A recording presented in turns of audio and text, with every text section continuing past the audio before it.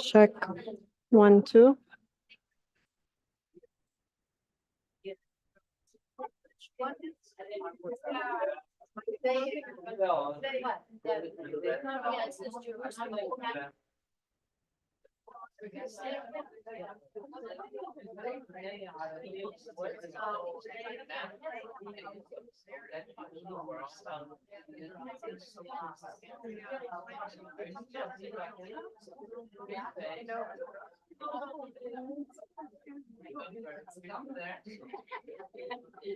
Check 1, 2. Check.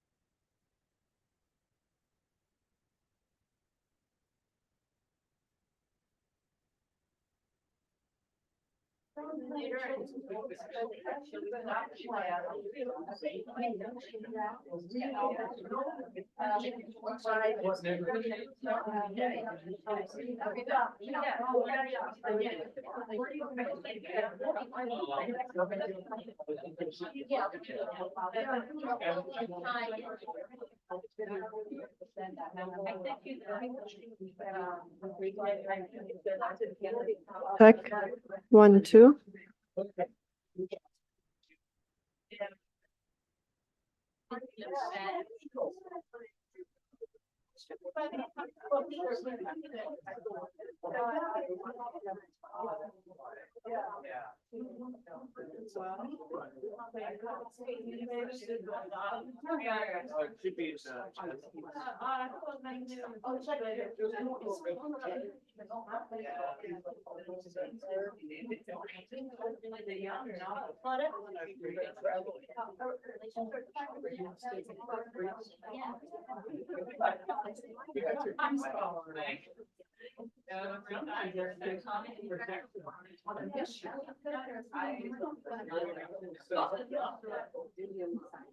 I think.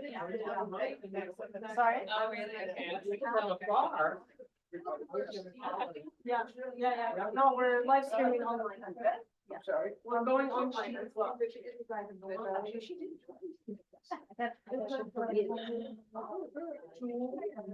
All right, so good evening, everyone. Good evening, everyone. We're about to start.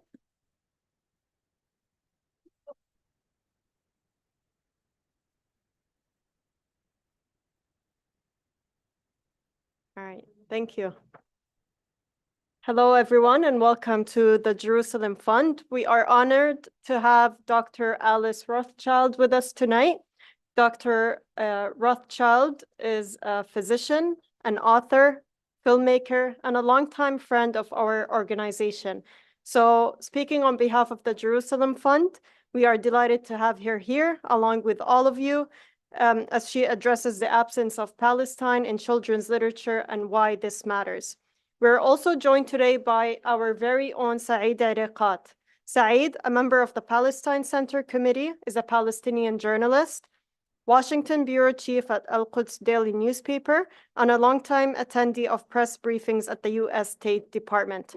He previously served as a spokesman and director of public information for the United Nations Assistance Mission for Iraq, and currently teaches as an adjunct professor at American University in Washington, D.C. Following Dr. Alice's presentation and her conversation with Saeed, there will be a Q&A session, so you will have the chance to ask your questions then. Mr. Saeed? Thank you, Duna. Thank you, everybody. I must warn you, two little warnings. One is the introduction is a bit long, but it's worthy because Dr. Alice is a worthy person. And from time to time, I'll cough. I have this lingering cough. It's not contagious. So, don't get, by. All right. Good evening, everyone.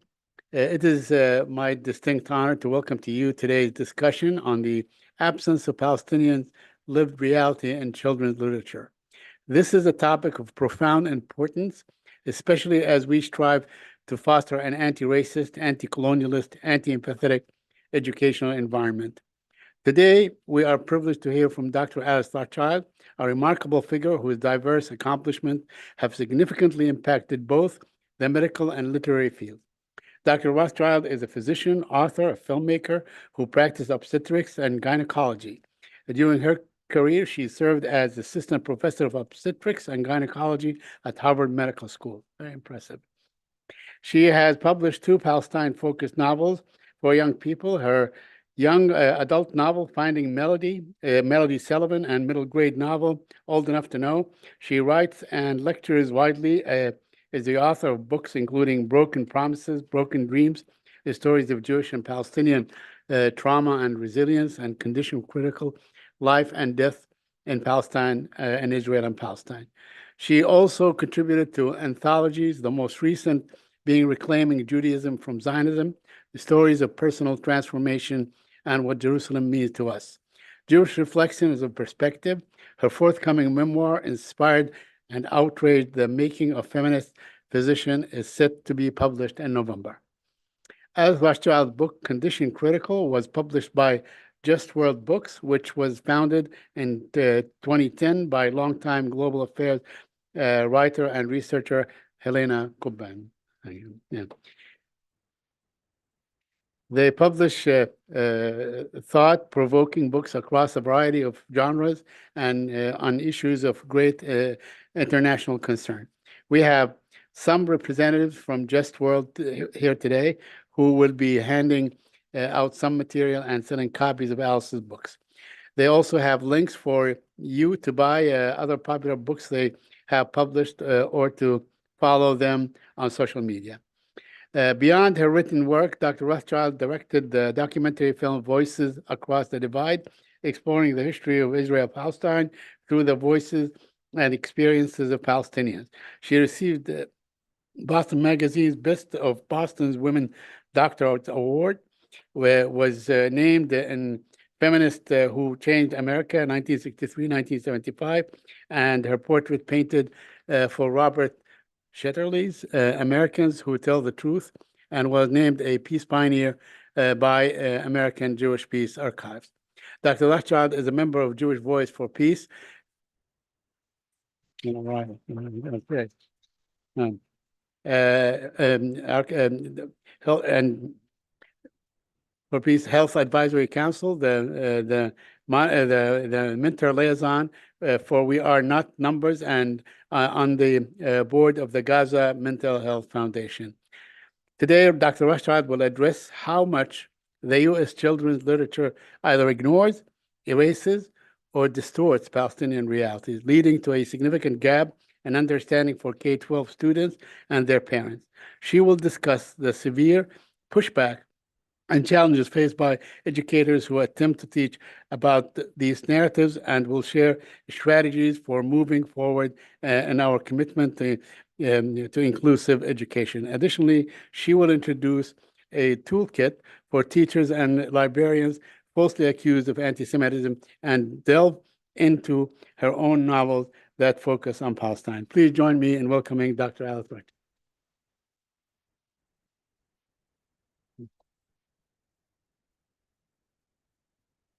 Okay, so now you know what I'm going to talk about. I just have to fill in the details.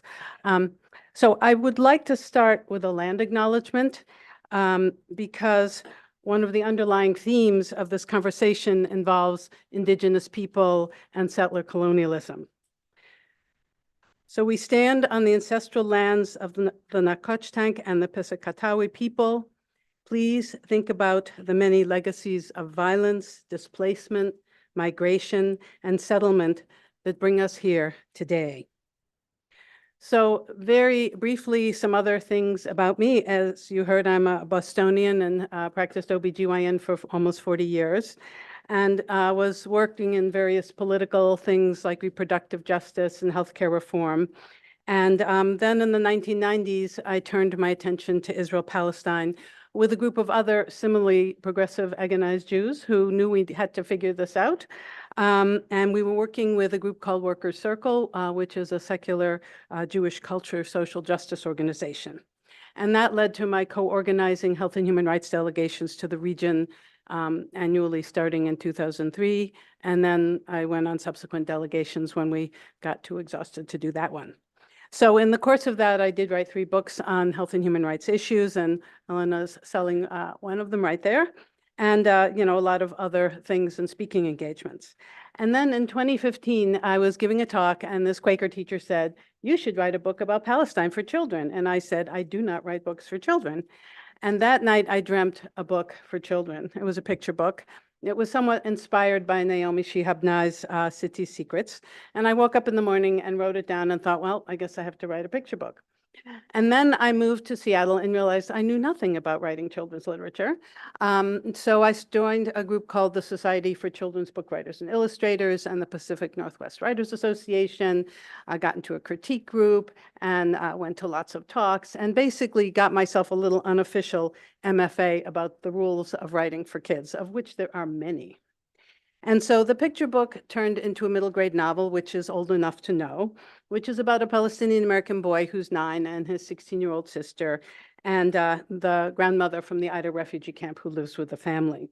And then the rules for writers is that since trying to get a book published is basically a somewhat head-banging experience, after you send it out and wait for all the rejections or the no answers, which is the usual response, you work on your next book.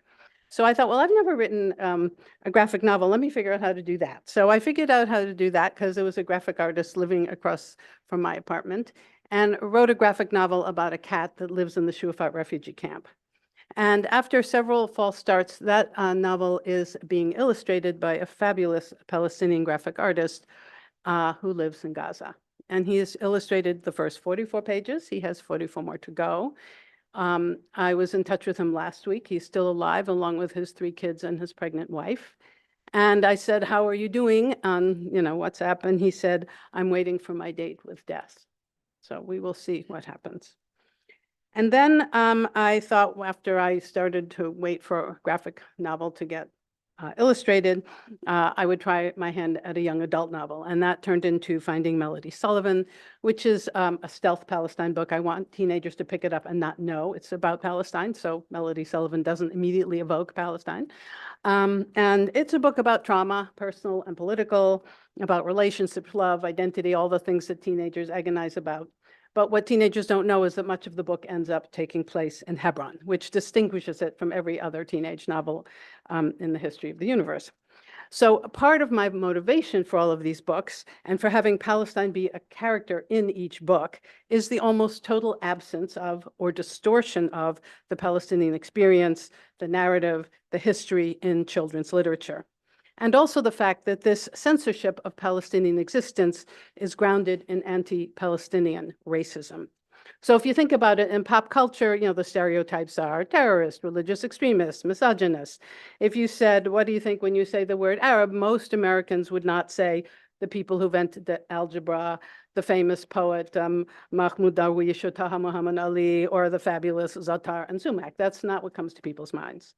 And in our US culture, there is a real lack of centering of positive symbols of Palestine.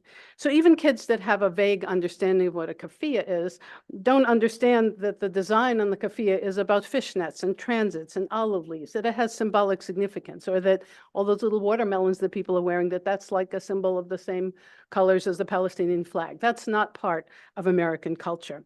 So there's little focus on the poets, the literature, the music, the food, the spices.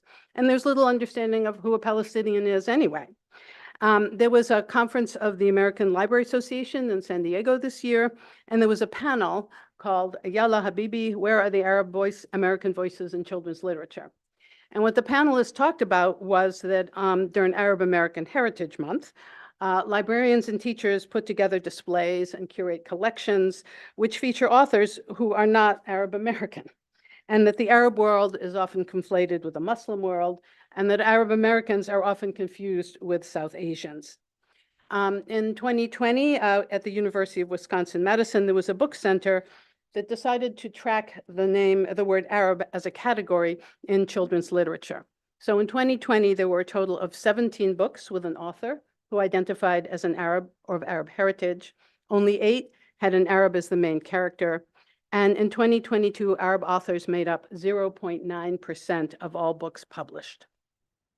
So in spite of the Arab world's rich literary history, Arab children in the United States rarely see themselves in the books that are published and rarely see themselves positively, if at all. And Palestinian kids are a subset of that reality, so they see themselves even less. So this erasure of reality starts very early in children's literature. And I've done a lot of work with Nora Lester-Murad, who's a fellow nice Jewish girl turned author, Palestinian activist.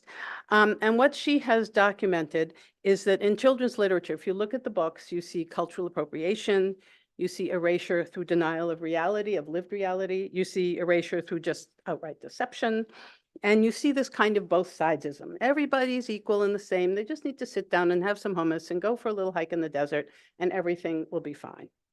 And the other thing is that organizations that are dedicated to, and libraries, do not acknowledge this problem. And I want to give you like my favorite example. In 2022, a book was published, Welcome to Israel with Sesame Street, featuring our friend Big Bird. What could Big Bird do wrong? And this book could have been written by AIPAC, perhaps it was, I do not know. And so I'm just going to tell you what this book says. One of the pages says, where in the world is Israel?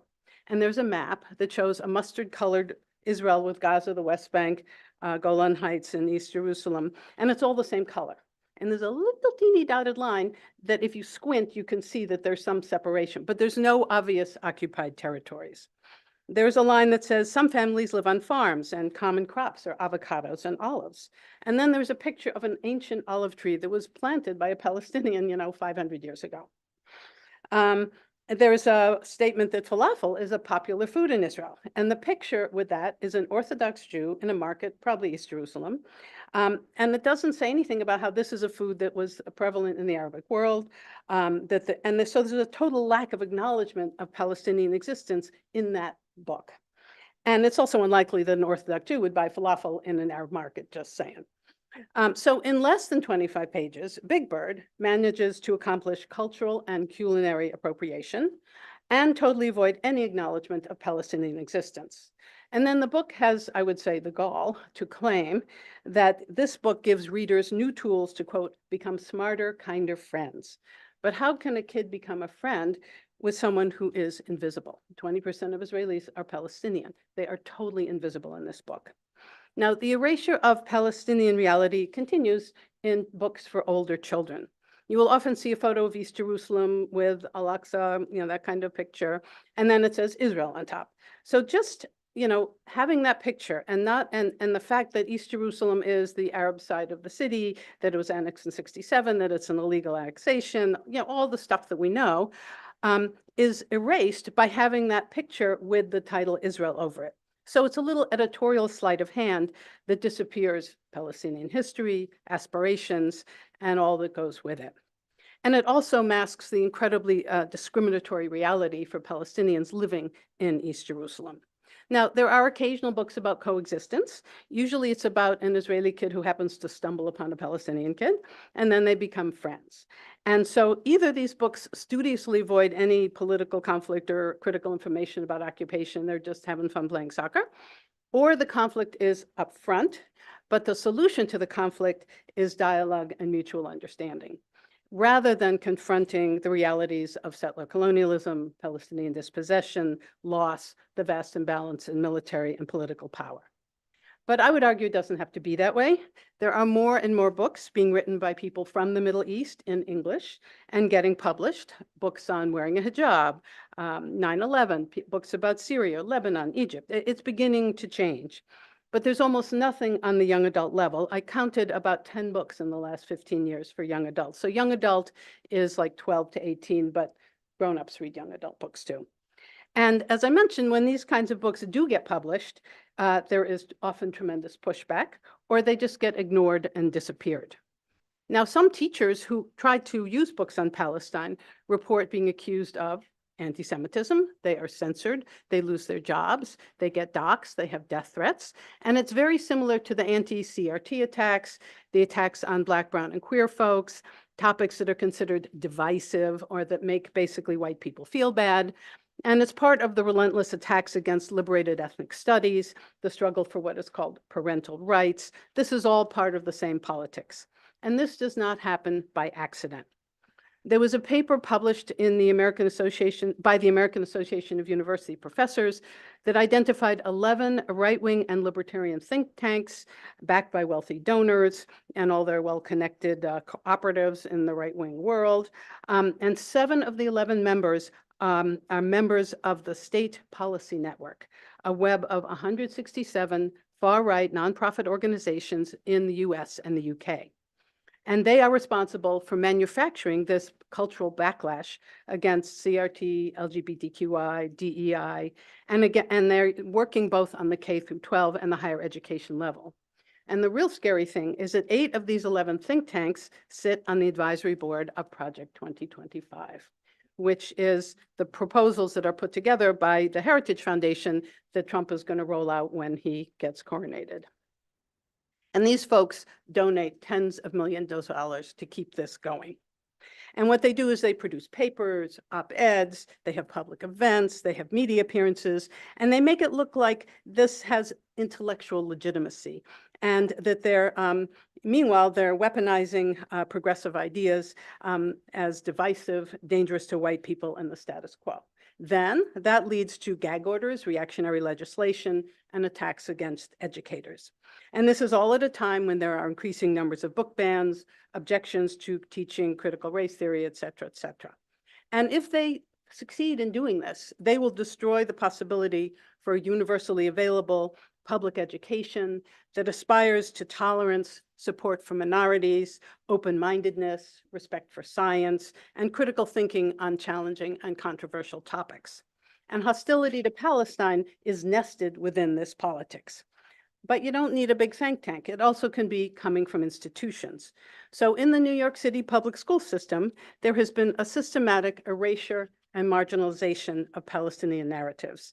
And this comes from the top. The chancellor of the New York City school public system, David Banks, has publicly affirmed his commitment to Zionism, that Zionism is the same as Israel and Judaism. He supports the Israeli narrative on the Hamas attack, and he has actually condemned Palestinian calls for self-determination as disgusting and anti-Semitic.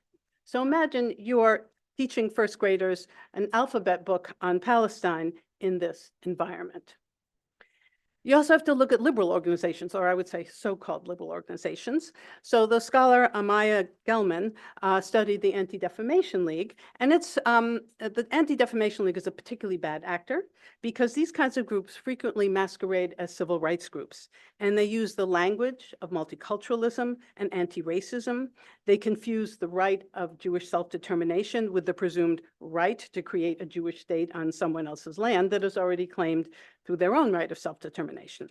And there are also an extensive number of groups that are what are called pro-Israel, but we could argue whether that's true, that monitor all speech, all publications, all comments, and they just generate walls of negative responses, accusations of anti-Semitism. I'm sure you're all familiar with these groups. And again, this is grounded in a pervasive anti-Palestinian racism. So there is a group that's actually called the Anti-Palestinian Racism Research Group. And they have documented the efforts to erase, defame, and dehumanize Palestinians and Palestinian narrative. And their aim is to censure, to intimidate, and to create fear of retribution. And they're doing a really good job. And they find that this is distinct from anti-Muslim hate and Islamophobia. All Palestinians are not Muslims, and also different than anti-Arab racism.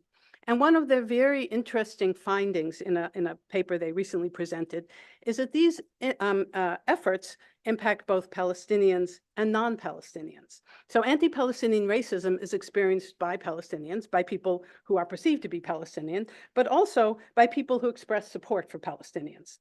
So they usually target those who publicly speak in support of Palestinian rights, or share the Palestinian narrative, or openly criticize the state of Israel for their treatment of Palestinians. So that includes teachers and librarians.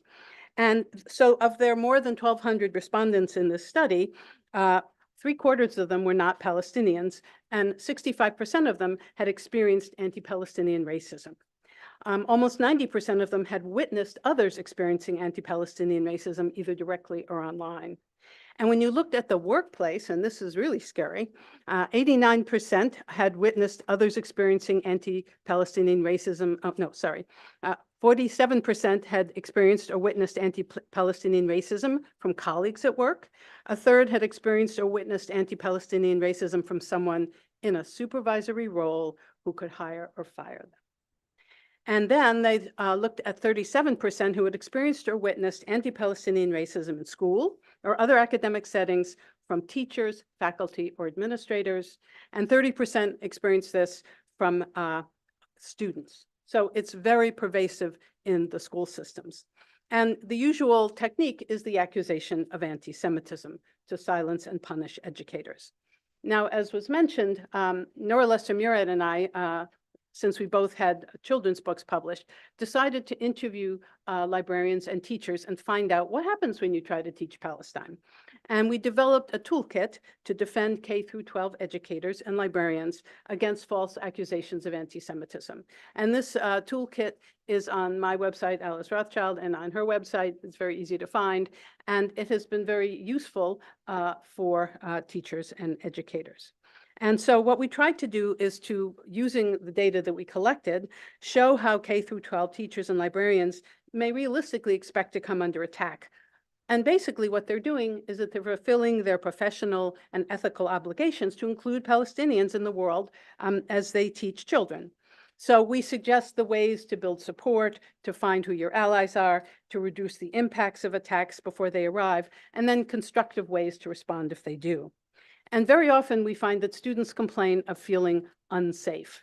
And it's important when students are challenged by ideas that make them uncomfortable, that they have to understand that feeling uncomfortable is different than feeling unsafe, and is actually a place where you can start something that's called learning. And we know that anti-racism work benefits everyone, and it actually makes everyone safer. So this accusation, or the fear of the accusation, along with the lack of books, is a major factor as to why Palestine is not taught in schools. And, you know, if you're a little teacher out in Idaho, it's like too much of a hassle, too much of a controversy. So it's almost like these books are banned before they're even written. But I think we can do better if we are white people, if we are Jews, if we're folks working in solidarity with BIPOC communities, with Palestinian communities. So why is this important? We know that people, and particularly children, learn by hearing other people's stories. We learn about seeing ourselves reflected back in the stories that we're reading. And understanding Palestinian culture is a gateway to understanding other Arab cultures. And literature that is not written from the perspective of the white mainstream gaze is critical to expanding everyone's empathy and knowledge. And empathy is one of the things we're trying to build in our children. And not only is there a Palestinian diaspora community in the US, but obviously Palestine is important in the world. It's important as a refugee group, and Israel-Palestine is a critical place for kids to understand. And we need to understand it in all its complexity and all diverse voices. So we want our kids to have historical and media literacy, to have some grounding. So if a kid's trying to figure out what's going on in Gaza, why people talking about a genocide, all that kind of stuff, they need to have some grounding before they can understand that. We don't want to tell them what to think, but we want to give them the facts and help them think it through in a critical way. Now, this is very complicated because school teachers do not have the same rights of freedom of speech as everyone else. So it's important to know that a teacher's, quote, academic freedom in K through 12 schools, as grounded in our First Amendment, is often more myth than reality. School officials have great constitutional latitude to regulate a teacher's academic expression in the school environment. There are different labor protections in different schools, so teachers really risk harassment, surveillance. It all depends on your school system, who controls the curriculum, is it a public or private school, do you have support from a union, do you have support from your community? But it's important to do this work, and this is relevant to teachers and librarians and parents and grandparents, if we are working to uplift anti-racist work for our children. If we're going to be honest with our children about settler colonialism, whether it's the United States or Australia or Israel, or if we're going to ground our US history in a foundational role about slavery and dispossession of indigenous people, we need to teach this stuff. And then kids can see the connections between Black Lives Matter and Palestinian struggles against occupation, the issues of police brutality, surveillance, concrete walls, intolerance, all the sort of intersectional issues, including unconscious bias and internalized racism, are become topics that don't exceptionalize Palestine. It's part of this general conversation. And it's part of an effort to decolonize our understanding of history and people. So this conversation actually goes way beyond Palestine and exists in a world that has rising levels of white supremacy, racism, Islamophobia, and real anti-Semitism. Now, as I said, the favorite weapon of people who are trying to take this down is the accusation of anti-Semitism. Is there anyone here who doesn't know what the IRA definition of anti-Semitism is? I'll explain it if you don't. Okay. So I'm going to think that you do. So the IRA definition. If you could explain it. Okay. The IRA definition, IRA stands for the International Holocaust Remembrance Alliance. It was a group in 2016 that put together a working definition of anti-Semitism. It was supposed to be a working document, not a final document. And the problematic thing about this document is that not only did they use the usual examples, but 7 of their examples are basically criticism of Israel.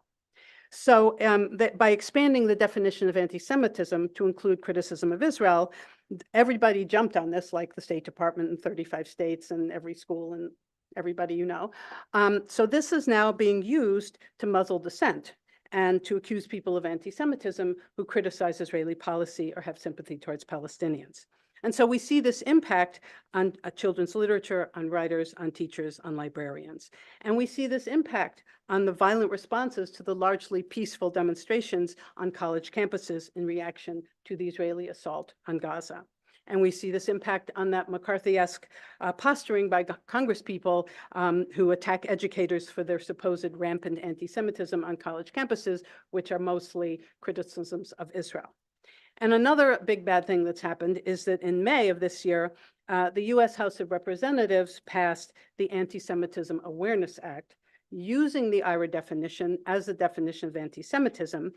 And if this gets passed by the Senate, it will then mean that it can be put into federal law to adopt this wording. And then that definition can be used for enforcement of federal anti-discrimination laws on campuses. So that's like really, really dangerous. So do talk to your congressman.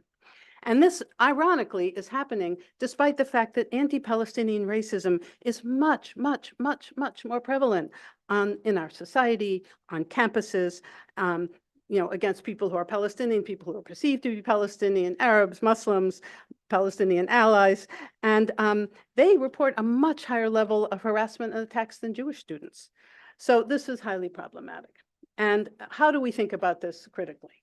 So I think for starters, we have to remind people that Israel is a state and not a religion, and that a state should be distinguished from Jews as a people, a culture, a religion, a religious group, some of whom embrace Zionism, the ethno-national movement privileging Jews over everyone else in historic Palestine, and some who don't.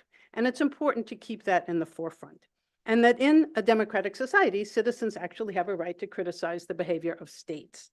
Now, the good news is that many religious leaders, academics, and activists are challenging this longstanding belief in Israeli exceptionalism, in the claim that Israeli policies, you should never criticize them because of the Holocaust and because of the unique suffering the Jewish people have had, and their unique victimhood, which is part of my cultural psychopathology.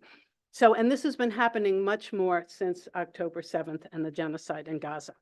So it's very important for denunciations of anti-Semitism to be credibly nested within opposition to white nationalism and racism and Islamophobia. Because if we don't distinguish that from criticism of Israel, then we're allowing the right wing to define the terms. And they are weaponizing anti-Semitism to suppress freedom of speech and to make the term anti-Semite ultimately meaningless at a time when we really need to pay attention. And we also need to work against what I call the Palestine exception. So advocates of Black, brown, and queer communities in schools, for instance, don't have a Palestine exception. They don't mention Palestine. And publishers are not immune to all of these forces. They are largely answerable to the profit-driven market. They don't want to be in the middle of a controversy like being called an anti-Semite. So that keeps the publishers feeling very paranoid. And in the world of children's literature, it's interesting the publishing industry has made a vocal commitment to own voices, to diversity, but they don't do this for Palestinians. So publishers could do much better by incorporating Palestinian voices into their commitments to center diversity and diverse voices, and also by taking stands to protect Palestinian writers and writers on Palestine, particularly in children's books. And I think uplifting Palestinian American students actually could make everyone safer, that schools should support the well-being of all students equally, and they should help children develop a sturdy sense of identity and belonging, and encourage curiosity about divergent positions and perspectives, and teach the skills to constructively address the conflict. But if students and teachers are too frightened to learn about Palestine, Christians or Muslims, Arabs, whatever, and too uncomfortable to talk about the role of the US plays, then how can schools help kids become informed global citizens? How can they help kids understand that the Hamas attack did not start on October 7th? So what I've been talking about is all very theoretical. As a writer of kids' books, how do I interest middle graders, who are much more interested in playing soccer, and young adults about this topic? And how do we educate without preaching? And how do we normalize conversations about Palestine and Palestinians? And I found writing novels is a creative way to do that. So in a novel, you need to entice the reader to care about something they don't actually know about. You need to tell a good story. And you have to make the characters and all their crises, because a novel has to have crises. You have to make them real and compelling, evoke empathy in diverse characters, and have these characters represent the diverse voices in this conversation. So I'm just going to tell you a little bit about my books. This is Old Enough to Know, and this is the middle grade. So that's 7 to 12. And, those are, the publishing definition of middle grade. So this deals with the issues of a little boy, a 9-year-old, and his sister at a new school, and they're having bullying, and they're trying to negotiate friendships, and the sister has a hijab and she's having her issues, and they're having all sorts of issues around relationships and self-esteem and the things that happen the first week of school. And so the little boy, Mohammed Omar Mohammed Abu Sur, and his sister Zainab are living with their Palestinian grandmother, Fatima, who is a refugee from the Ida refugee camp. And she sees them having all of these issues, and she decides it's time for them to hear her story. And so I created so when I made my movie, I interviewed a whole lot of Palestinians, and I also just do that as a general policy. So I took all the Palestinian grandmothers I know and I mushed them all together, and I created this grandmother and then created her story. And so when she tells her story, it's in a first-person flashback, which was really fun to research and to have it come out that way. So, every day of the week, I have the crisis at school, and then they come home, fall apart, and then the grandmother tells a part of her life. So I'm going to give you a bit of an example of what that's like. Okay, so page 44. So this is chapter 7, City Story, Beit Natif, 1943. Wait for me! 5-year-old Fatima runs after her brother Yusuf as he bounces up the stony road, riding bareback, his legs wrapped tightly around the donkey. They are both dwarfed by a tower of wheat tied in wide sheafs roped across the donkey's brown back. The donkey's belly bulges slightly. Fatima's loose gray dress blows against her legs as a breeze gusts up from the valley. Her two tight pigtails flop as she darts and dances around the trotting animal, waving her straw doll with the raggedy red skirt. She loves the donkey's deep brown eyes and oversized ears. Yusuf, when is the baby coming? She asks as she runs along the donkey's side, reaching to pat her bulging flank. It takes a long time, maybe after the olive harvest, replies Yusuf. Fatima thinks back to that early morning in the field when the neighbor's donkey came trotting over. She heard all the braying and snorting. So much noise to make a baby, she exclaims. Her eyes catch a sudden glint of metal in the pathway. What's that, Yusuf? asks Fatima, pointing. It's a gift from the British, a stray bullet, replies Yusuf. Fatima crouches to examine the metal fragment, frowning as she touches its shiny surface. Suddenly she feels afraid. A bullet? Yusuf yells, Fatima, just throw it as far as you can. I don't want to see it. And then she's bouncing along and all her cousins come and they all play around. And then Fatima stops and turns to look down the hill where her father and uncles are bent forward. They are sweeping their sickles back and forth, cutting the wheat with the other fellahin, peasants from the village. The wind gusts and a golden wave arcs across the field. She inhales the crisp, dusty smell of freshly cut dry stalks. Beyond that, she can see the stubble of the barley harvested earlier when the spring rain stopped. And what is beyond that? She asks, scrunching her thick eyebrows together. Her aunt pauses and says, Habibti, face the sunset. Then if you keep hopping and dancing, you will get to the white beaches of Gaza and the blue Mediterranean Sea. And then who knows? Fatima closes her eyes and tries to imagine the sea, water like the rippling wheat and barley rolling along the valley. But water, so much water. She opens her eyes hopefully, but the lowlands are still there and her feet are still dusty and dry. Oh, I want to touch the sea, she exclaims. And then, she keeps bouncing along. And then Fatima loves the predictable rhythms in her life. The Muslims call to prayer 5 times each day, the daily feeding of chickens and baking bread, the planting and harvesting each season, the babies bundled in blankets growing and getting bigger just like her. Already she's thinking about Eid al-Fitr. Last year at the end of Ramadan, there were family visits and feasting, special sweet dates, the hearty smells of roasting sheep. When will Eid come? She tugs at her brother's shirt. I think after the olive harvest, when the baby donkey is here. Harvest. The tarps and blankets spread under each olive tree. The ladder her brothers and father climbed to beat the branches. The olives raining down, tapping in higher and higher piles.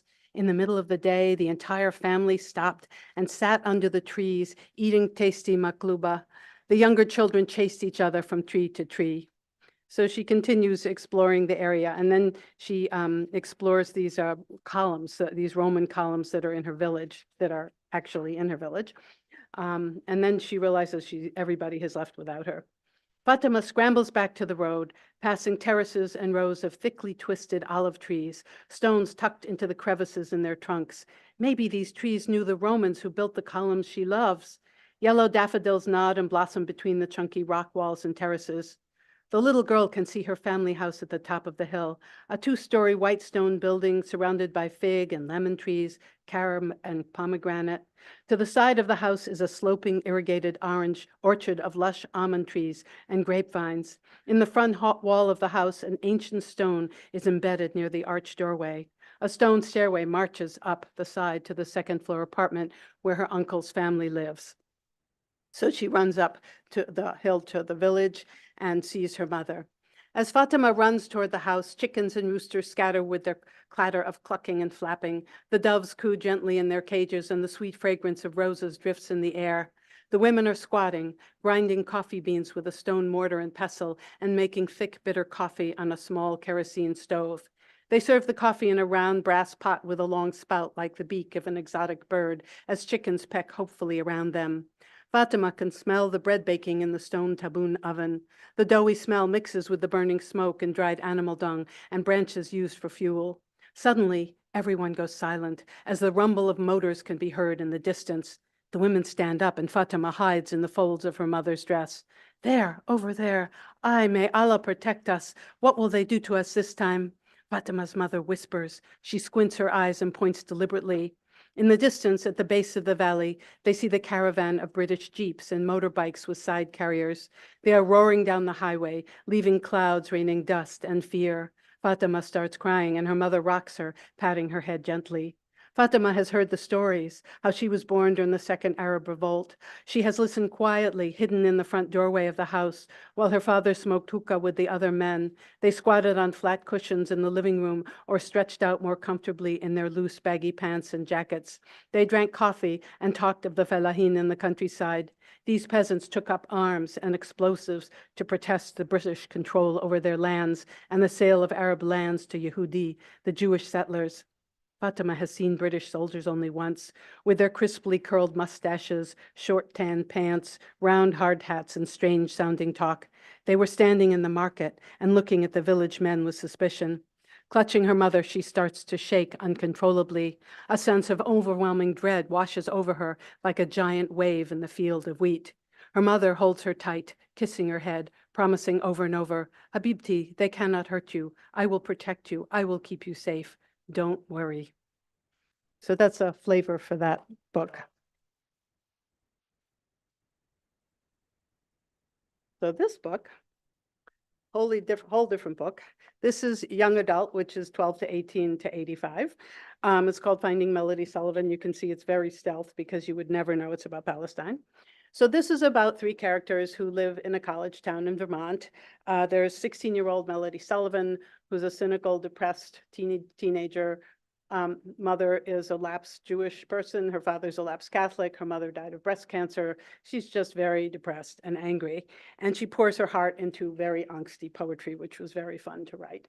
And her best friend is Yasmina Khudur, who's a 17-year-old Palestinian American, practicing Muslim and wants to be an engineer, straight arrow. It's sort of her rock. And she has a painful secret that she has not revealed to Melody. And then there is a love interest, Aaron Shapiro, who's a kind of shy, klutzy 16-year-old kid who dreams of becoming a rabbi. And he has a terrible crush on Melody, but he's totally afraid to talk to her. And he feels he can rescue her from her depression if she would, join him in the temple. And he also has a cousin who lives in Kiryat Arba in Hebron. So with these three kids, I get to explore both their personalities and their thoughts, but also their very different voices on Israel-Palestine.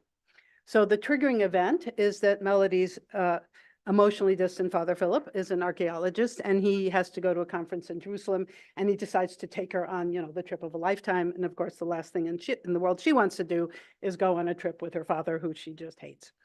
And she also has Israeli cousins in Tel Aviv.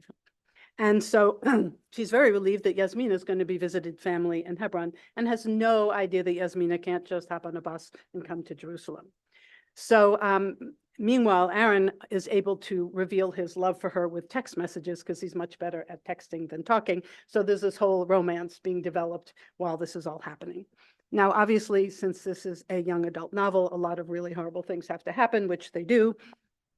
And then Melody has to talk to Yasmina, figures out she can't come to Jerusalem, and decides she's going to go to Hebron. And she does a teenage thing, which is just find the Arab bus to Hebron and get there. And so when she realizes she's on this bus, she thinks, oh my God, what have I done? And she is befriended by a lovely Palestinian nurse who helps her get through the Bethlehem checkpoint. And Yasmina sends her uncle who's a taxi driver, to come pick her up. And so the uncle then, driving her to Hebron, gives her like a tour of the occupation. And suddenly she realizes there is suffering beyond her and she needs to pay attention. And then she finds the family, the loving family she really wanted all along, but didn't know she needed. And meanwhile, of course, Aaron is home freaking out because he's sure that these Arabs are going to kill her and he doesn't want her there, and he's having a nervous breakdown. And her father's freaking out because she's run away and he doesn't know where she is, and he's pretty angry. And so the other character is obviously the occupation. So I get to play with all of these things. So I just want to show you how I play with the bus trip. Let's see, that's page 95. So this lovely nurse has been trying to prep her for what she's gotten herself into. And they arrive at the Bethlehem checkpoint, which is, a massive wall, which a lot of people call a fence, which it's not. Khaloud, Aaron called it a fence. Melanie stared at the huge wall of concrete as the bus turned into the checkpoint, her nose almost pressed against the window. She felt her pulse thumping in her head. I should warn you, she curses a lot. That wall looks like a fucking prison. She looked around at the other passengers in the bus. No one seemed anxious or even surprised. So this is normal? Melanie took out her phone and snapped pictures through the window. Wait till Aaron sees this. She focused on the discordant blue and white sign. Peace be with you. Peace? Really? Not exactly. Khaloud grabbed her arm and pushed it down. Don't do that, dear. This is a military terminal. You don't want to annoy the Israeli soldiers. Oh, right, that was dumb. Melanie stuck her phone into her pack and blushed. What would they do if they saw me? She pulled her baseball cap down to cover her face a bit. Should I be scared, or am I just plain stupid? She tugged on her cap. My dear, they might yell, delete your photos, confiscate your phone. They could arrest you, send you back to Jerusalem, depending on their mood. Their mood? Her mind flashed forward, her father storming into some dismal basement prison cell to find her, handcuffed and hungry. She could see the headlines in the college newspaper back home. 16-year-old daughter of college professor arrested on spy charges in Israel.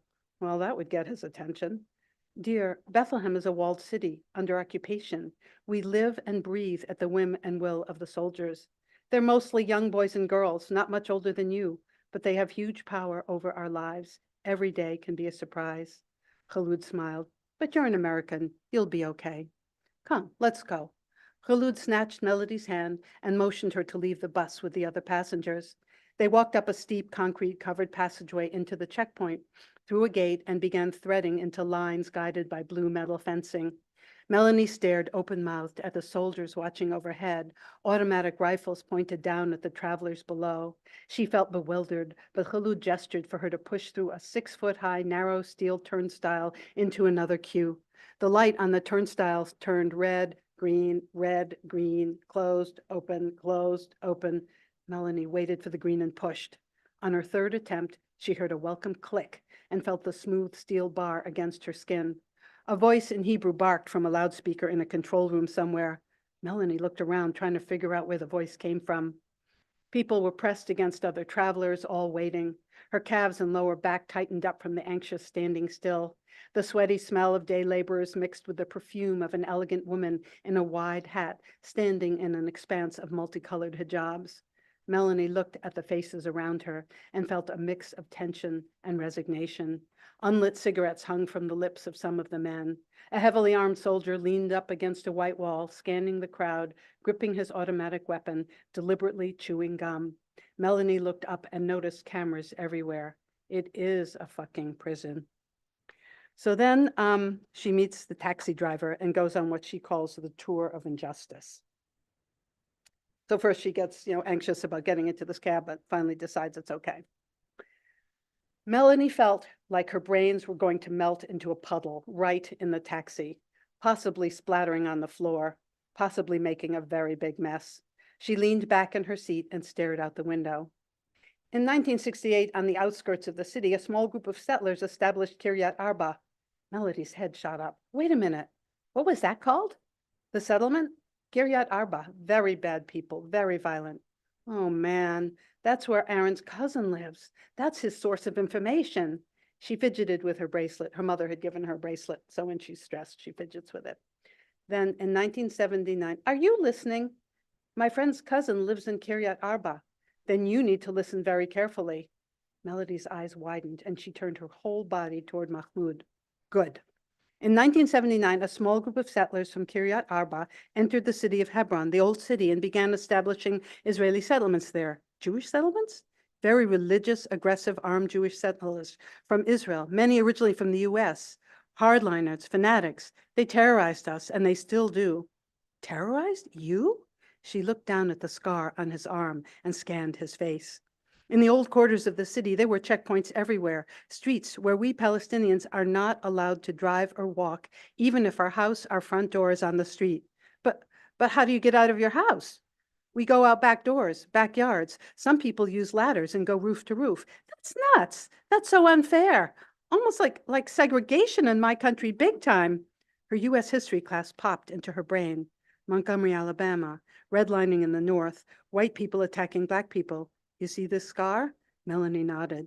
A settler attacked me with his barrel of his gun. He and his buddies beat me up hard, cut up my arm. I was harvesting my olives on land my wife's family has owned for centuries, and the settlers claimed that land, forged documents and all. And the Israeli soldiers who roam the city, he threw up his hands, then gripped the wheel. All they do is protect the settlers against us. They use bullets, tear gas, skunk water. Skunk what? Melanie thought about her cousin Daniel. He's an Israeli soldier, stationed in Hebron. My dear, it's a very putrid liquid. The soldiers spray and it sticks to your clothes, your skin, makes you vomit. It's like a mix of feces, stinky gas, and, he thought for a moment, a decomposing donkey. It's horrible. She put her hand over her face. Her pulse jolted at the idea of fanatical settlers, angry soldiers, wounded Palestinians, bullets. What had she gotten herself into? Is Yasmina's family safe? You sure Yasmina's safe? She bit her lip and looked at Mahmoud. Did something bad happen to Yasmina? Please tell me. And so they continue on their way to Hebron. And the last reading I'm going to do is just sharing a little bit about how Yasmina and Melody have to negotiate what they're seeing and the differences between their lives. So she gets to Hebron. She's fed more food than she can possibly eat.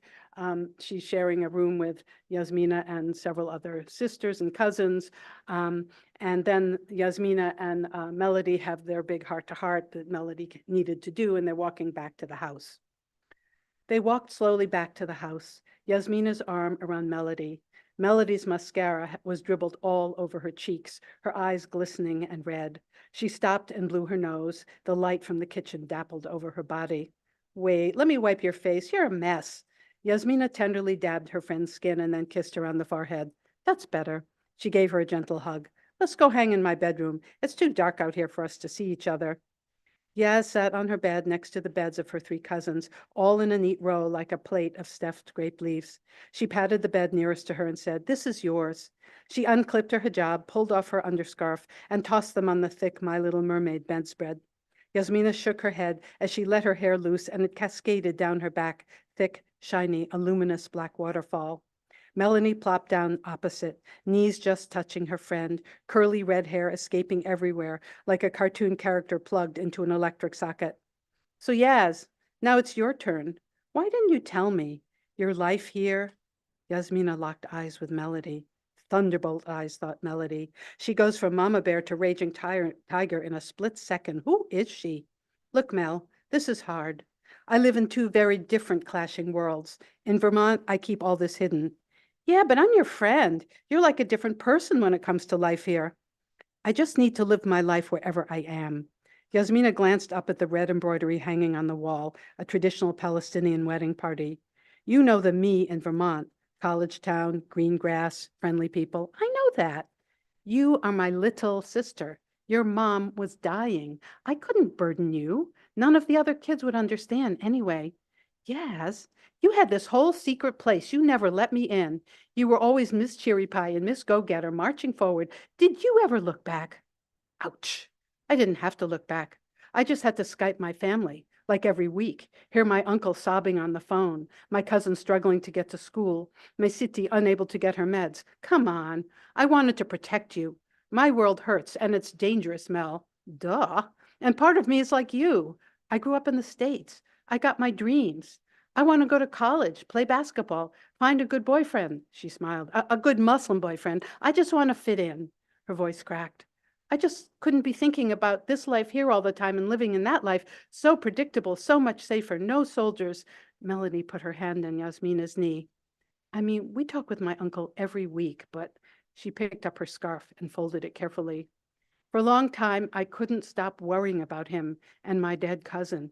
Even all my cousins, the ones who aren't detained, she paused, or dead yet. I just know bad things are going to happen to some of them. And I'm going to be safe 6,000 miles away. It's just not fair. She shook her head, eyes brimming with tears. Melanie leaned forward and stroked her cheek. My Siti has suffered so much, and now she's sick, losing weight. Don't even ask me about healthcare here. I feel like I can never take a deep breath, let my guard down.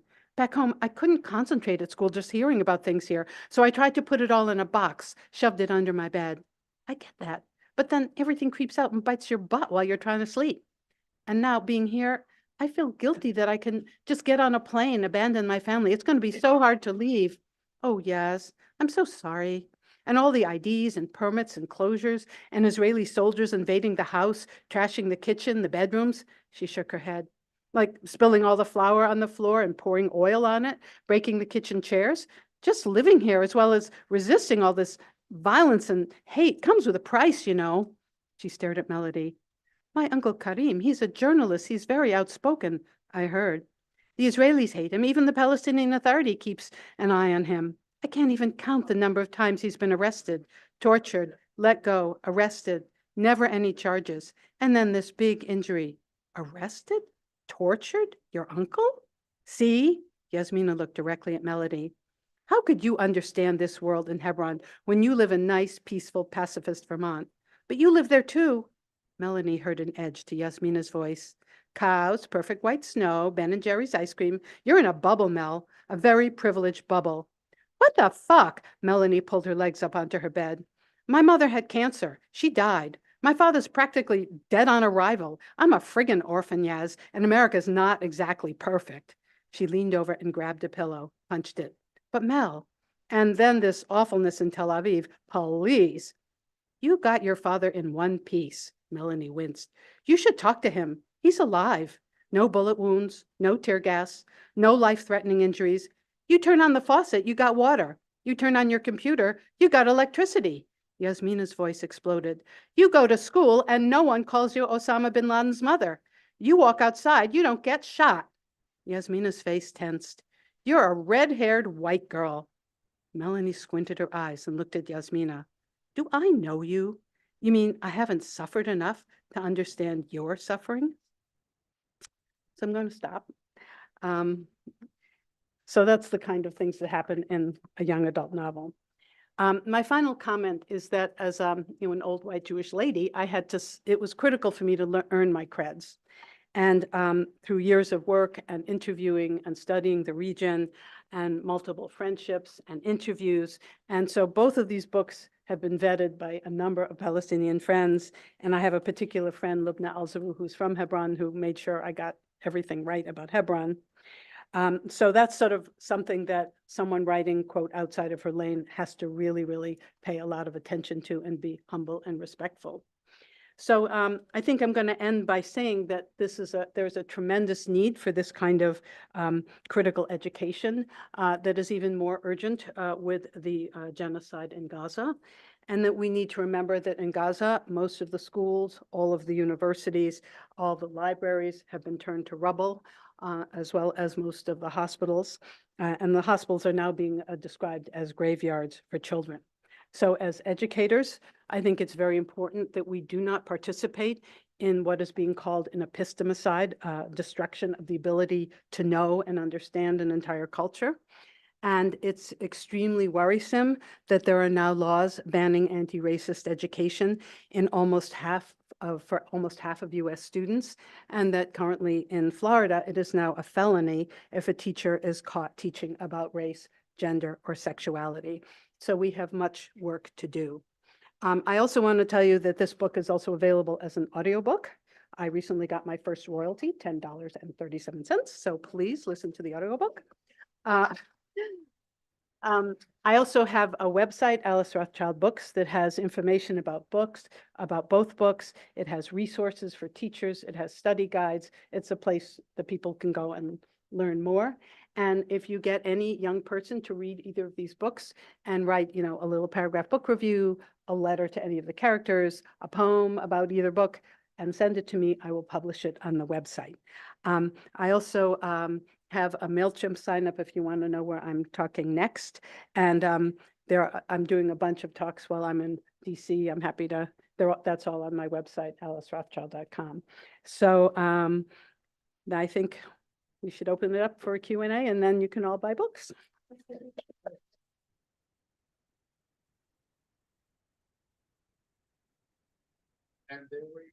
I'm coming, yeah. I think I know what I'll do. I'll do this. And I'll take my water.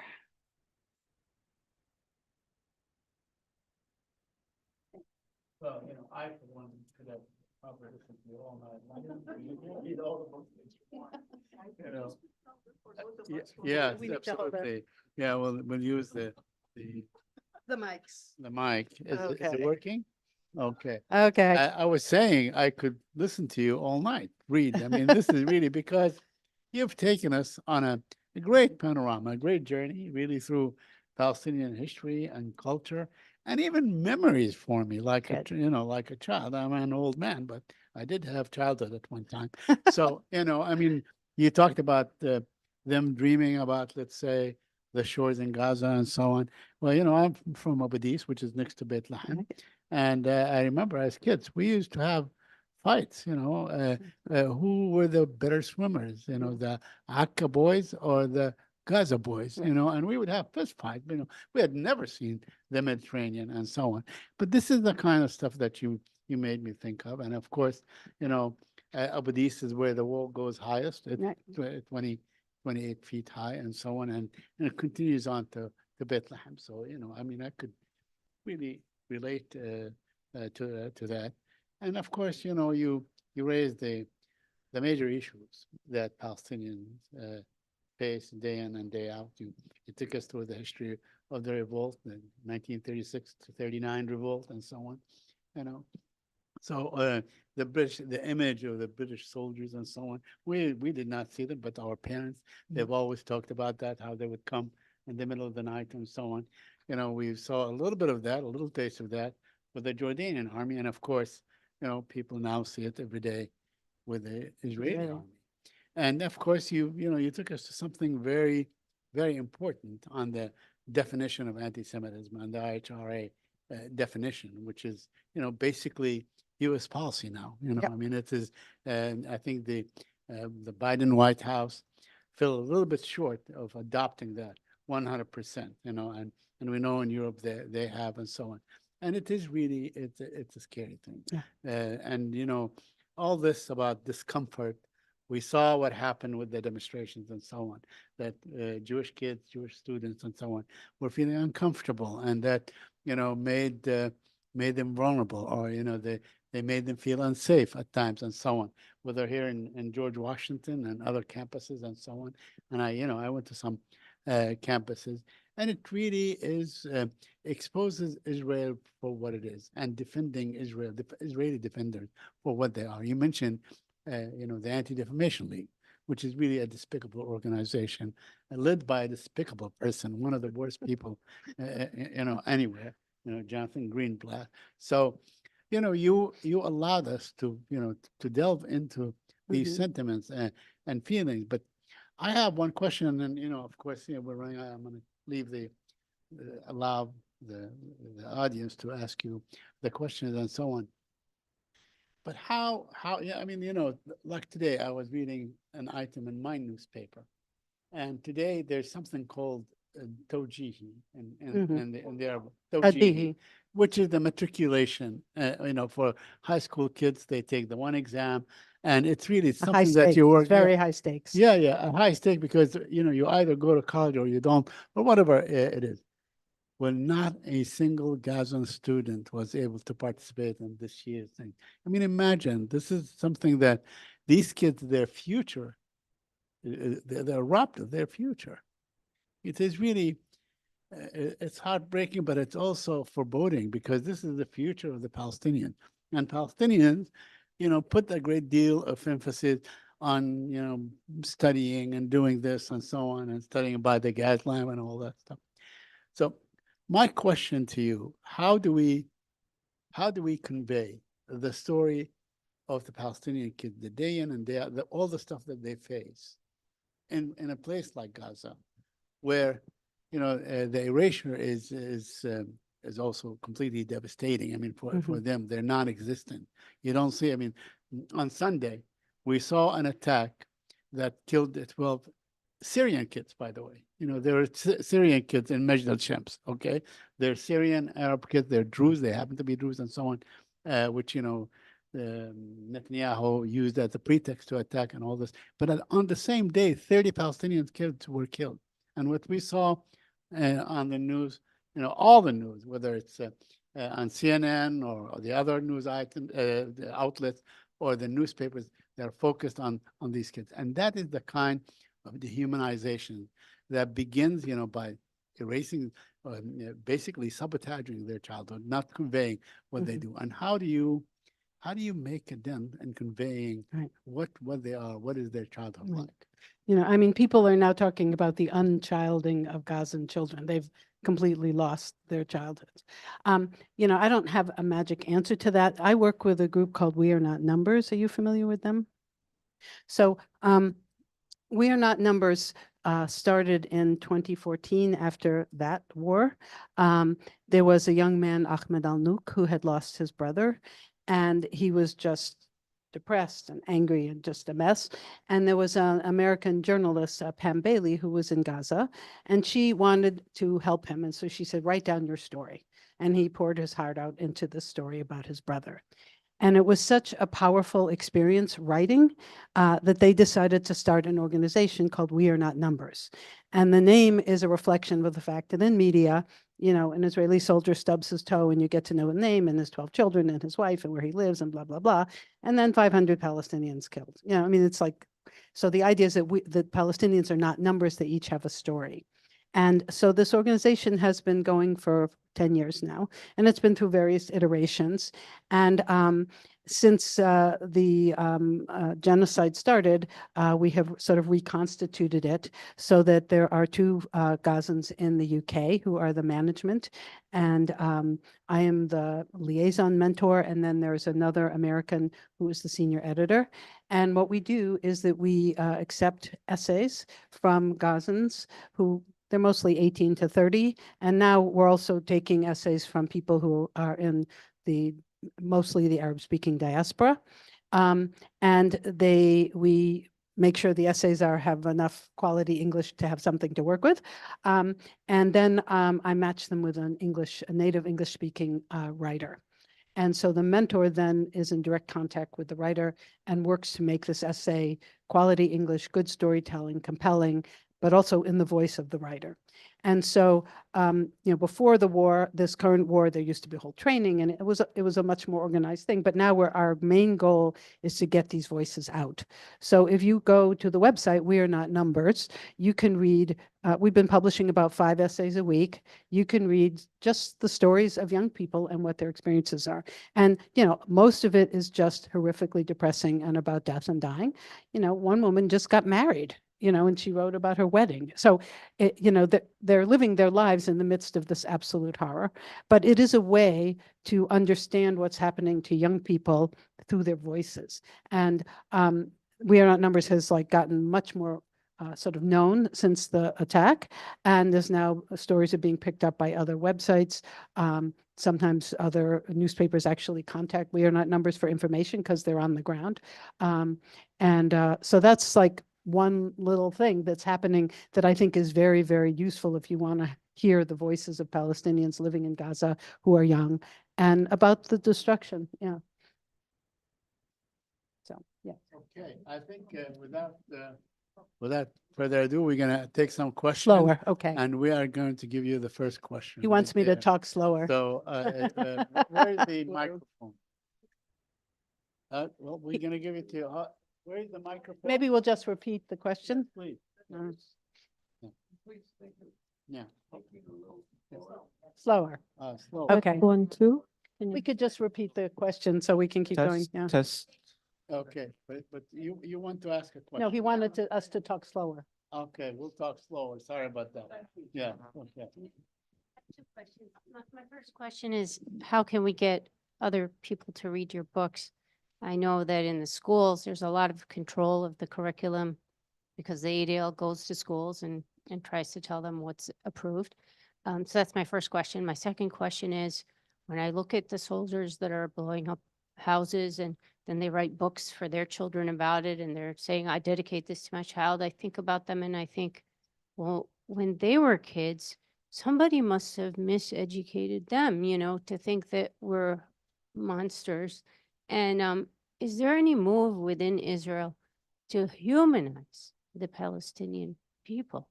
Because this will take 1 or 2 generations yeah. so that the Palestinians and the Israelis can live together ultimately, Mhm. right? So in terms of getting people to read books that are like my book, books published by small publishers don't have big advertising budgets. So the way that people hear about my book is, first of all, that I go out on the road and read about it, which is a very ineffectual way to publicize a book. But what everyone can do is you can ask your library to carry the book. You can ask your school teachers, social studies teachers, if they would be willing to teach the book. You could tell them about the toolkit. You can ask bookstores to carry the book. You can write reviews. Helena just told me that one of my books has reviews on Amazon and one doesn't. Which one?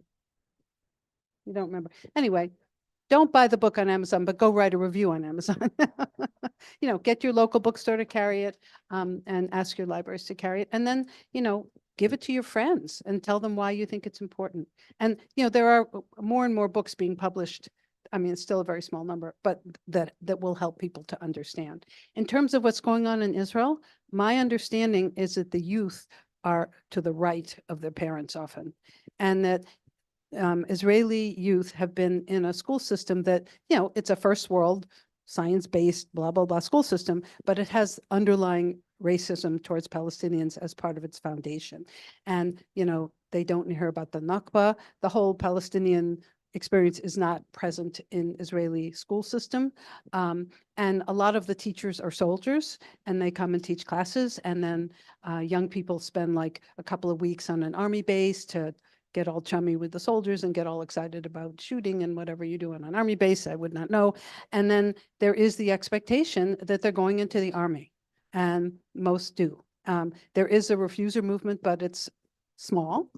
And the thing that's interesting to me is that right before October 7th, there were hundreds of thousands of Israelis out in the streets protesting Netanyahu and his judicial reform and the whole move to the right. And there were reservists saying they were going to refuse to serve.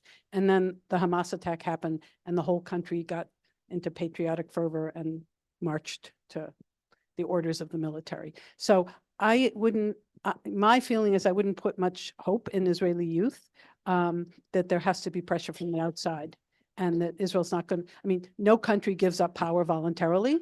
You know, from the Israeli point of view, the occupations worked really nicely for them. They're a big high-tech, successful company with a country with a big military, and they've got the backing of the US. I mean, it's working for them. I mean, you know, they have these little wars, but, you know, basically they're doing great. So they have to have an experience of not doing great. And I think that there is a chance that this horrific genocide has become such a global issue that it may be a tipping point. And it may be the reason we're seeing so much pushback is because our voices are starting to be heard and that the opposition is feeling very threatened. That's on a good day how I feel. So, yes. Yeah, even Trump said Israel was not doing so. Oh my God. Thank you so much. First, I have to salute you for your courage of liberating yourself as a Jewish woman growing up with conventional wisdom all right? As I always salute, people like Max Blumenthal, or my beloved Norm Finkelstein, and, you smile. Say what you want about him, I love him, okay? fine. And I've said this to him publicly. It's very important, of course, for people to stand in solidarity with a just cause, whether it's in Palestine, in Vietnam, in, wherever, okay? And we have seen this over the years. He and I belong to the Organization of Arab Students a very long time ago.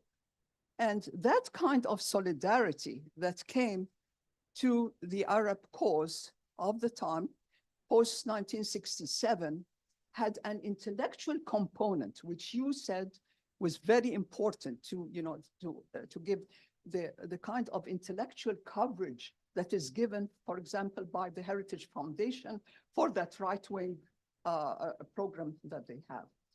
What I see in the present movement of solidarity, I am certain, as an Arab American, I am heartened by the young people, of different ethnicities and so on, coming out in the thousands to support and for me, it's an Arab cause. Actually, it is a human cause, and it's not just a Palestinian cause. And what happened on October 7th wasn't just Hamas. Hamas is one faction of a number of Palestinian factions that are determined to liberate their homeland. So I am not a fan of Hamas or any religious movement, okay? Because I couldn't be, if I'm against Israel, how can I be a pro-Iranian regime? But if the Iranian people want that regime, that's their business, okay? I'm not. So going back to the kind of solidarity, and it's important, coming from other people. I was on a panel at the Sankova Cafe that some of you may know in Southeast. It is owned by Professor Haile Gerima, who is a world-renowned film director, and he's a professor of film studies at Howard University. And he said something very important about, which is sort of a continuation of what you were saying. You said that it's very important for people to hear other people's stories.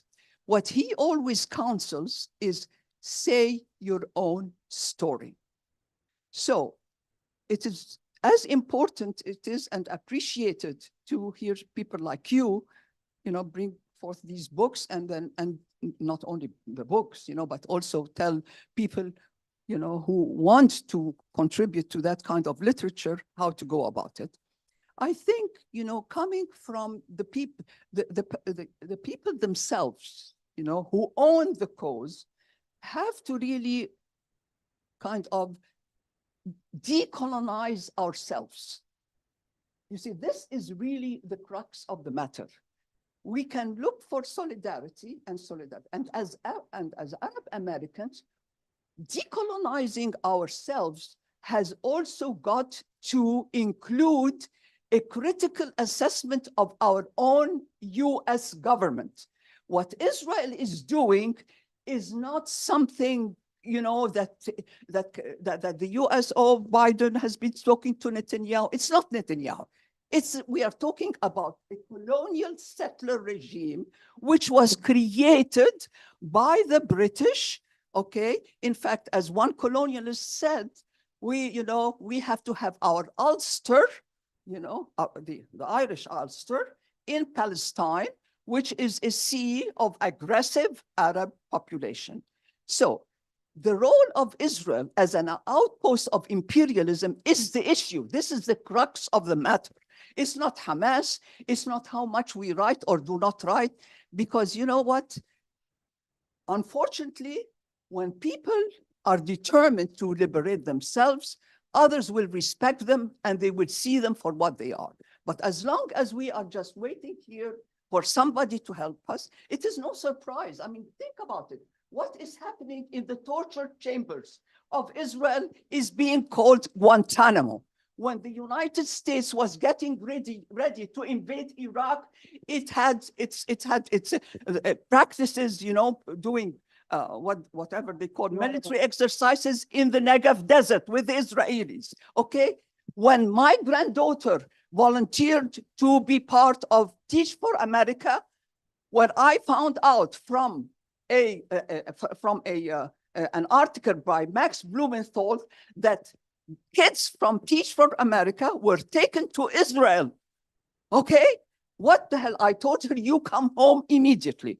And she is one who writes books about Palestinian children, by the way. I'm sure you never heard of her book, but that's, so what I'm saying, as grateful as we are for solidarity and for helping us, there is no substitute for owning our cause and fighting for it. And as Arab American, hold our own US government accountable for what's happening. Thank you. Thank you.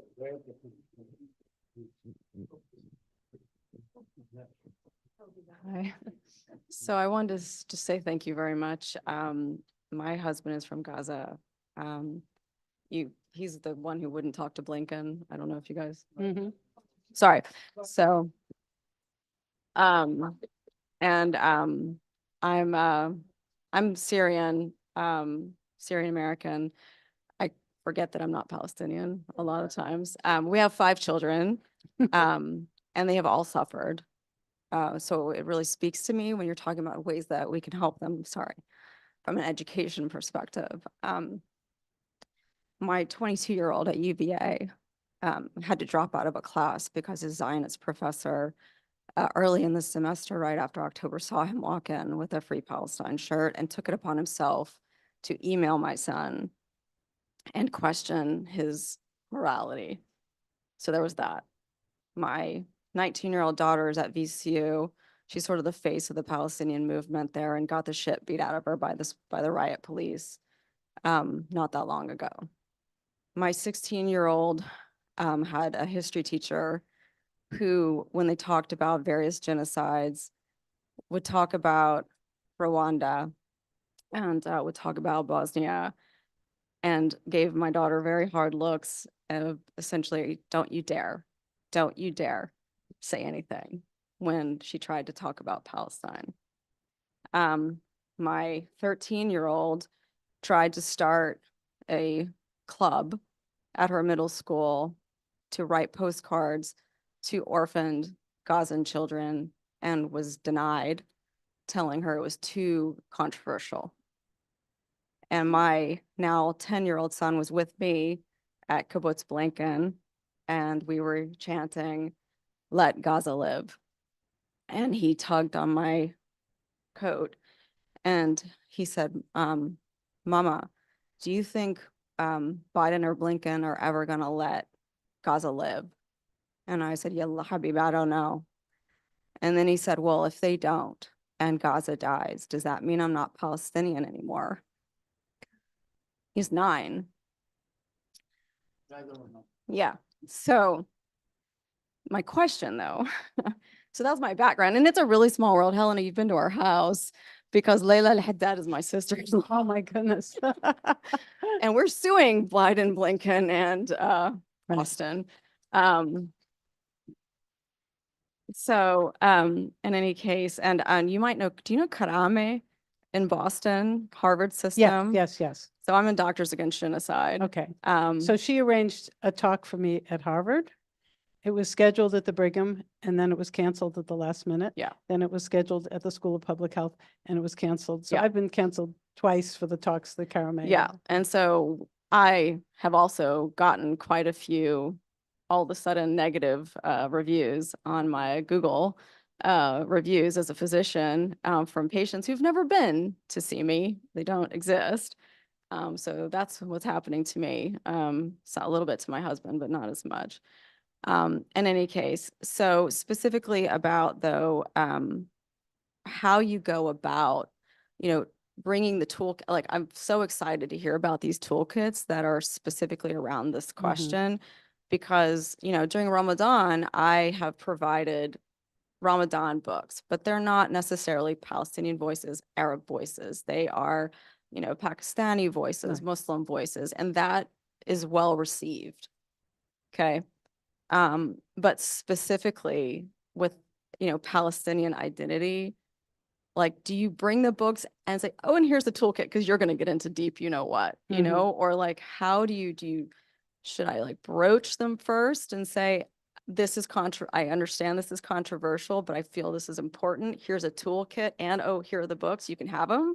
You know, I'm just like, in terms of, have you had like feedback on Right. how it's been received so Right. that those of us who want to do this, like, I mean, I went to Barnes and Noble and went to the cooking section, the cookbook section, and I like talked to the Mid-Atlantic director of Barnes and Noble and was like, I'm sorry, we're having like the biggest genocide in the whole wide world, and it's in Gaza, and the only cookbook in existence, the Gaza Kitchen, about Gaza, you don't have on your Right. shelves, but Right. you have 10 other Israeli cookbooks that are appropriating, you know, Palestinian Mhm. cuisine Right. on your bookshelves. So What what are did you they gonna do? say? They ordered a bunch. They ordered a Yeah, me bunch. too. Um,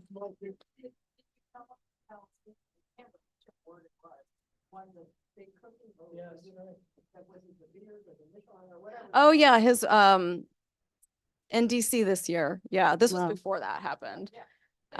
So I mean, I do try to find little, Right. but I want to have success. Right. And so if you could talk to like what your recommendation would So, be. yeah, the toolkit, we just rolled it out probably a month or two ago. So, and we were talking to teachers who already had a commitment to teach about Palestine.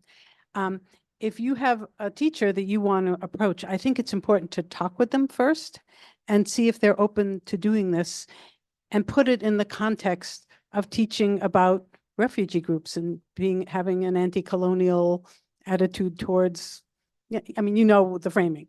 And then to say that that it can be a challenging thing to teach, and there's actually a toolkit to help teachers figure out how to do this. There's also a wonderful magazine called Rethinking Schools. Do you know about that? So Rethinking Schools, that is a very important resource for teachers.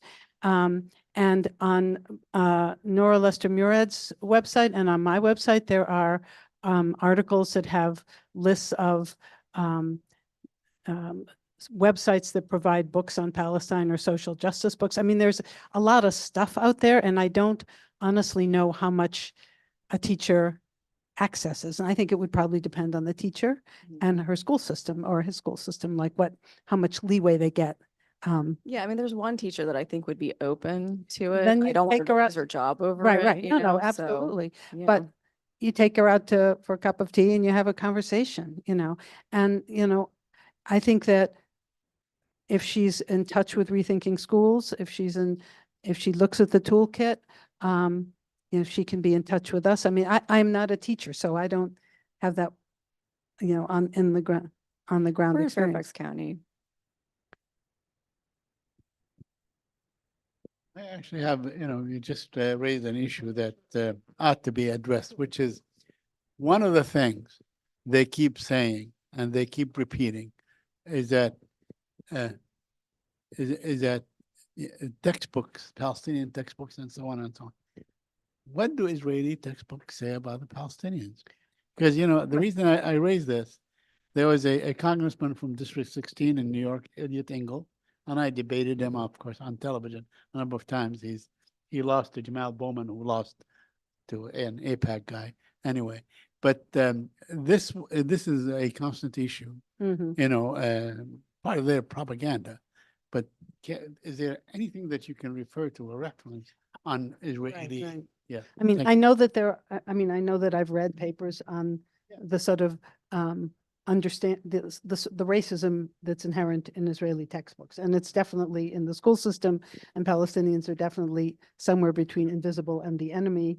And it's not a curriculum that would lead any student to think that a Palestinian was a human being with rights. And, you know, it's just not that kind of curriculum.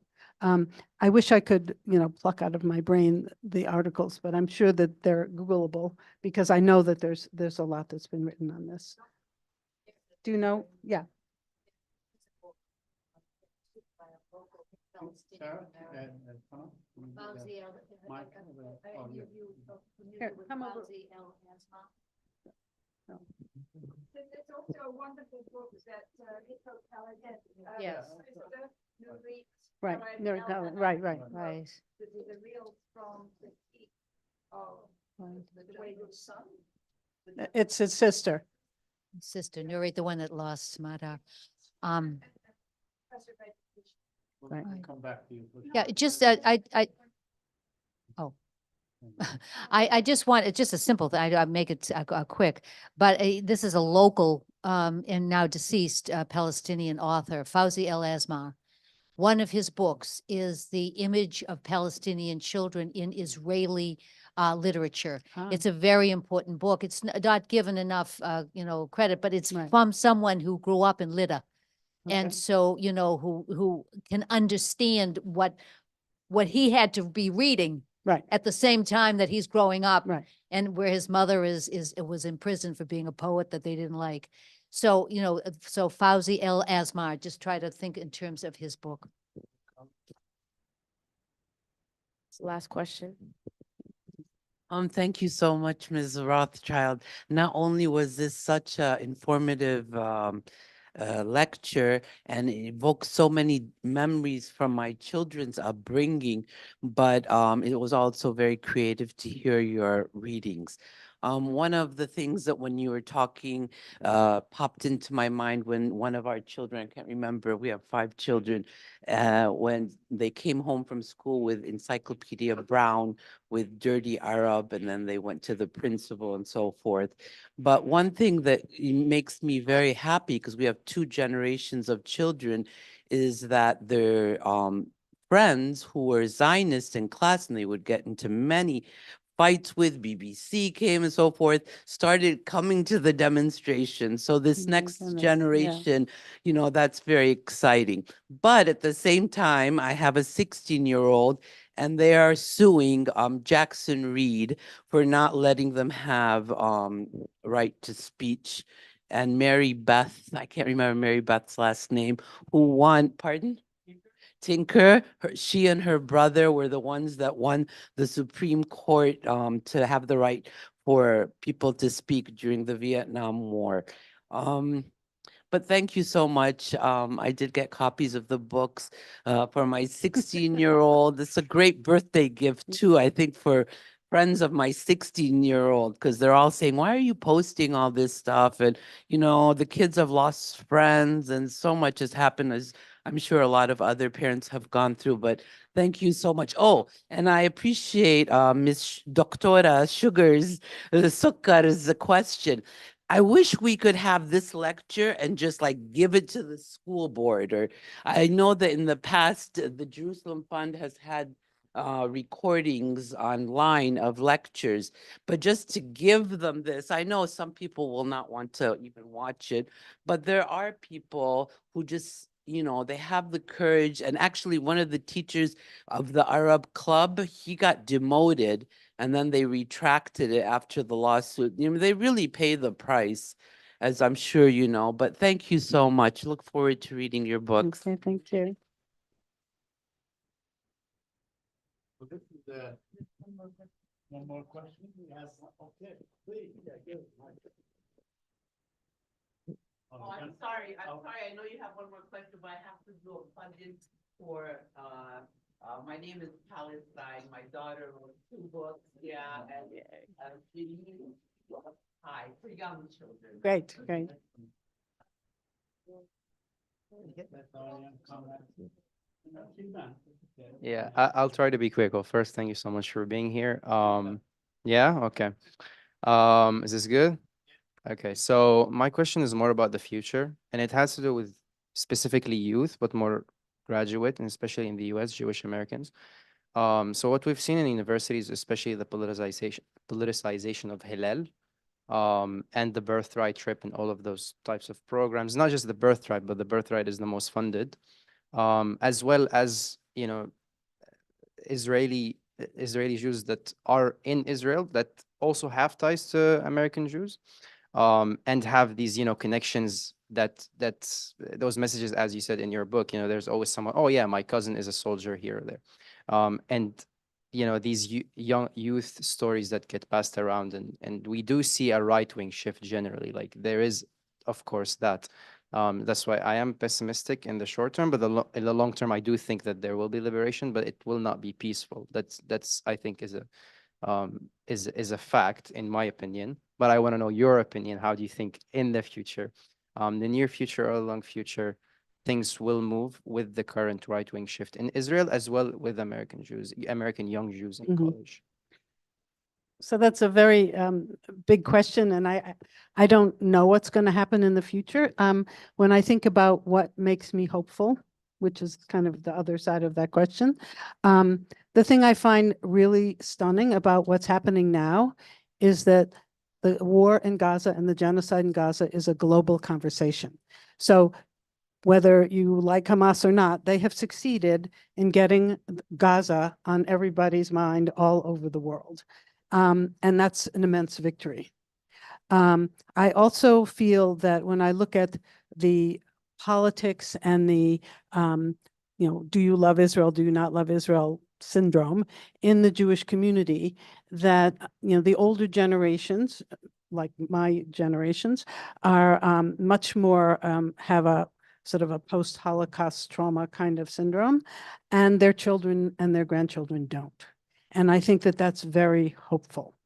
And that what we're seeing with all the young people in the encampments is that they say, if we're fighting for democracy at home, then we need to fight for democracy there. And if we're fighting against militarism at home, then we need to fight against militarism there. And they're not buying this Israel exceptionalism thing.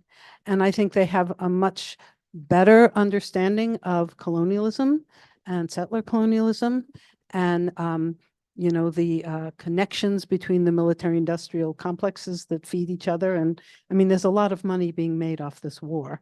And I think that that makes me hopeful, and that people are willing to sort of put their bodies on the line in some way. Reminds me a lot of the Vietnamese, when we were fighting against Vietnam. And, as a generation that helped to end a war, I have to believe that it is possible to do it again. I don't know how it's going to happen, but I do have hope in that regard.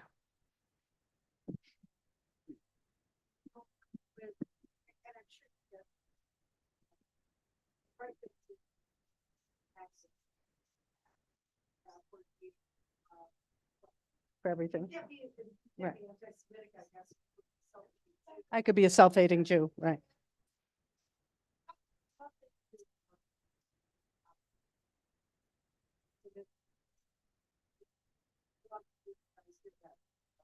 Yeah.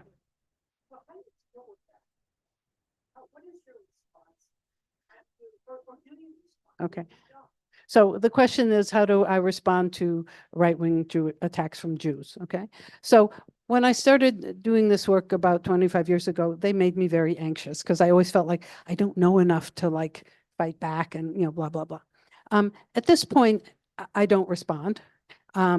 I know I'm not an anti-Semite. I know I'm not an a self-hating Jew. I'm just not. So I know who I am. So I kind of ignore it.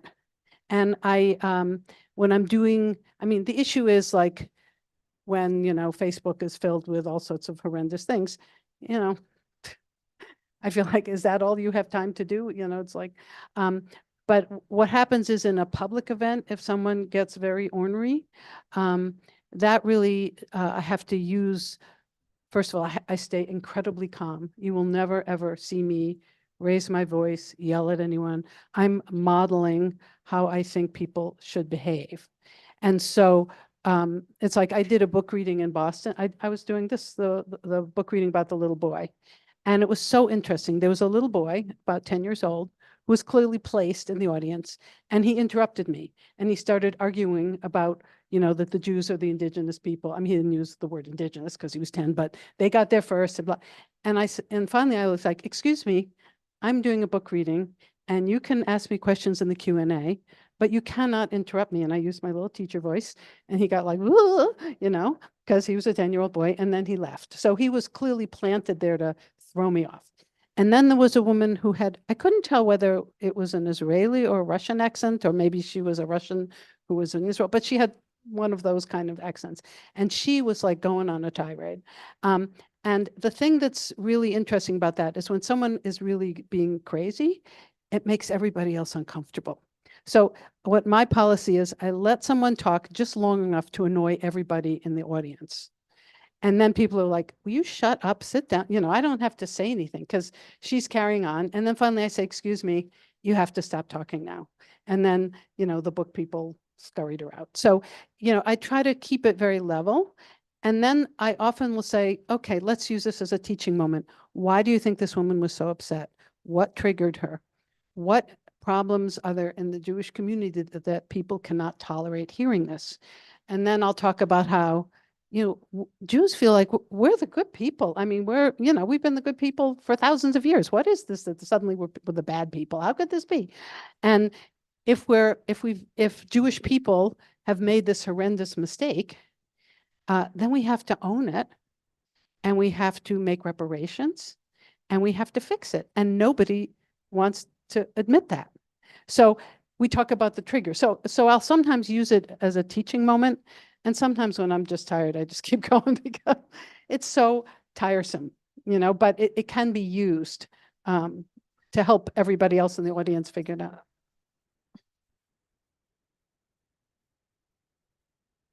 Right. Mm-hmm.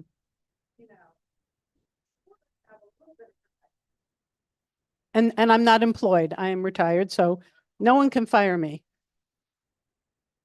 Right. Okay, and this Right. is So the last question. Okay. We're running out of Okay. time, unfortunately. So I would Go just ahead. say that if you're not Jewish and you're being accused of being an anti-Semite, that one of the critical things is that we never do this work alone, that you need to do this work in community. And people who are not Jewish should be working in community with people who are, because there's nothing like having a community of Jewish people who say, I know this person and she's not an anti-Semite, and go away. I mean, you know, you've got to use the community to support you. So I think the messaging is, do not do this alone, build your community, have your ducks in a row. And that's the way of answering that charge. Organize. Organize. Organize. Okay. Well, th- I have to Get- become get- part of the family, Yeah. and you should see what I have been subjected to by the Islamicist fundamentalists. Okay. It's the same thing. Right. You know, I mean, it's not. Yeah. You don't have. You don't have to be Jewish to have this happen. Yeah, right. Yeah, right. So I want All to, right. thank Okay, everybody for coming. I want to thank you Okay. for coming. I want to thank everybody for coming, and we hope to do this again. Obviously, there's a great deal of interest. Right. People want to continue. And I'm happy to discuss, sign and I'll leave it books. to you. I'm happy to sign books. Thank you so much.